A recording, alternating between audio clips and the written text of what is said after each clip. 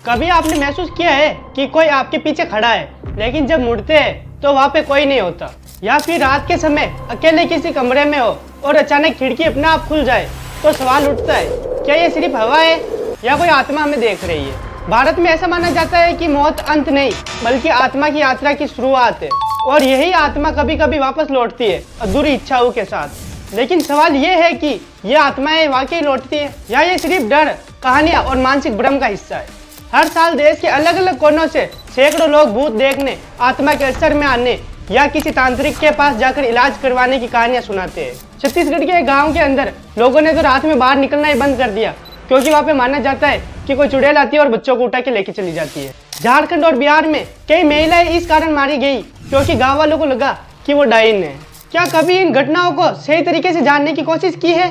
तो नमस्कार दोस्तों, स्वागत है मेरे चैनल पर। मेरा नाम है आदिप कटाथ। आई होप आप सभी अच्छे होंगे। तो आज भूत, जिसे इंग्लिश में घोस्ट कहते हैं, उसका राज मैं खोलने वाला हूँ। तो वीडियो को पूरा देखना, आपको भी समझ आ जाएगा। तो बिना कोई देरी के इस वीडियो को शुरू करते हैं। भारत में भूतों की धारणाएं सिर्फ डर की वजह नहीं है, यह समाज के ढांचे में रची बसी है। पुराने मंदिरों में देवी की मूर्तियां उल्टी की जाती है ताकि आत्मा बाहर न निकल पाए। गाँवों में तो पीपल के पेड़ों को भूतों का अड्डा माना जाता है और हम बचपन से ऐसी कहानियां सुनते आ रहे हैं। उस पुराने कुएं में आत्मा रहती है, उस हवेली से चीखें आती है, उस महिला को उस भूत ने मार दिया था, उस जगह रात में कोई नहीं जाता। ऐसी कहानियां हम बचपन से सुनते आ रहे हैं। मेरी तरह आपने भी कभी सोचा होगा कि ये कहानियां कैसे बनी होगी?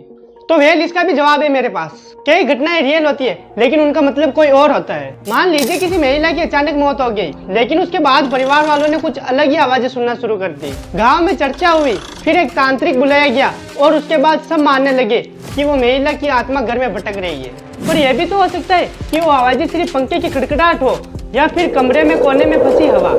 लेकिन इंसान का दिमाग पैटर्न बनाता है, हम चीजों को कनेक्ट करना चाहते हैं और जब हम डरते हैं तो हमारा दिमाग सबसे पहले वही सोचता है जो हमें बचपन में सिखाया गया, भूत। मनोवैज्ञानिकों का कहना है कि कोई व्यक्ति अकेला हो या वो किसी गहरे तनाव से गुजर रहा हो तो उसका दिमाग अपने आप छवियां बनाने लग जाता है। इसको इल्यूजन बोलते हैं। अब एक वर्ड है पैराडोलिया। इसका मतलब क्या होता है?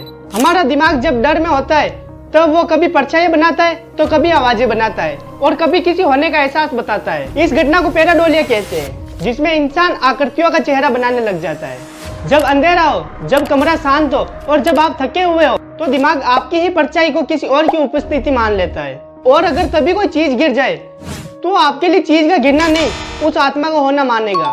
अब सोचिए, अगर इंसान का दिमाग इतना संवेदनशील है तो क्या यह भी संभव नहीं है कि जिन घटनाओं को हम भूत कहते हैं वो असल में हमारा ही भय है? लेकिन समस्या डर की नहीं है। असल खतरा तब होता है जब डर को सामाजिक रूप में इस्तेमाल किया जाता है।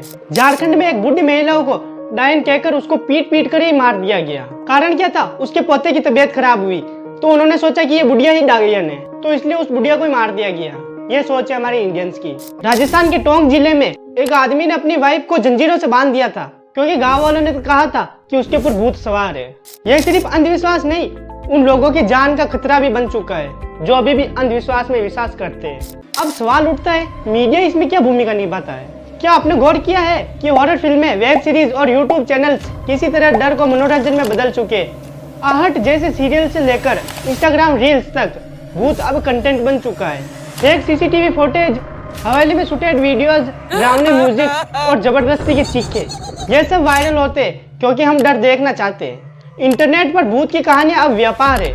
ऐसे यूट्यूब चैनल से जिनके करोड़ों सब्सक्राइबर्स है और वो भी हर हफ्ते एक नया हॉरर वीडियो डालते हैं बिना किसी तथ्य के। तो क्या ये डर असली है या बेचा जा रहा है? हमारे देश में कई हजारों लोग आज भी तांत्रिक के पास जाते हैं। क्या उस तांत्रिक की कोई आइडेंटिटी है? क्या उसके इलाज की कोई मान्यता है?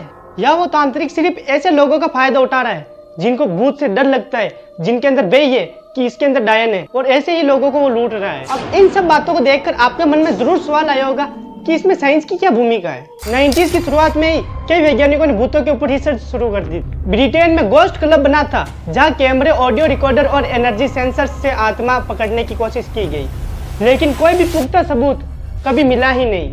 आज के AI बेस्ड ECG यानी ब्रेन ब्रेकर ये बताते कि जब कोई इंसान डरता है तब उसके दिमाग में कुछ खास न्यूरल पार्ट एक्टिव हो जाते हैं जो एक भ्रम पैदा करते हैं। यानी आत्मा का कोई वैज्ञानिक आधार मिला ही नहीं, लेकिन फिर भी करोड़ों लोग भूतों को भगाने के लिए झाड़ फूक, ताबीज और नींबू मिर्ची और धागा का इस्तेमाल करते हैं। क्यों? क्योंकि डर सिर्फ दिमाग में नहीं, ये आपके संस्कारों में बैठा हुआ है। यहाँ तक कि कई बार भारत का कानून भी इन संस्कारों के आगे झुक जाता है। बहुत कम एफआईआर दर्ज की जाती है डायन हत्या के मामले में। पीड़िता को ही गलत साबित कर दिया जाता है क्योंकि गांव में भूत का डर है। ऐसे में धर्म, परंपरा और प्रशासन तीनों की नाकामी मिलकर एक डर को बनाए रखते हैं और कई बार इसका इस्तेमाल सत्ता, संपत्ति और जाति को नियंत्रित करने के लिए किया जाता है। भूत सिर्फ डर की चीज नहीं, ये एक सामाजिक हथियार है जिसका उपयोग महिलाओं को दबाने, लोगों को डराकर नियंत्रित करने और झूठी सच्चाई को स्थापित करने के लिए होता जा रहा है। तो अब सवाल ये है, क्या भूत सच में होते हैं या सिर्फ एक पुरानी कहानी है जिसे हमने पीढ़ी दर पीढ़ी आगे बढ़ाया है? कभी रात में अकेले बैठिए और सोचिए, अगर आपको लगे कि कोई आपके पास खड़ा है तो खुद से पूछिए, क्या ये आत्मा है या फिर आपके ही अंदर बैठा एक डर जिसको समाज ने भूत का नाम दे दिया? सो गाइस, आपकी क्या राय है कमेंट बॉक्स में कमेंट करें। तो अभी तक इस वीडियो को लाइक नहीं किया हो तो इस वीडियो को एक लाइक करके चैनल को सब्सक्राइब करते। तो मिलते हैं किसी अगली वीडियो में, तब तक बाय बाय। और हाँ, आपको ये इन्फॉर्मेशन कैसी लगी?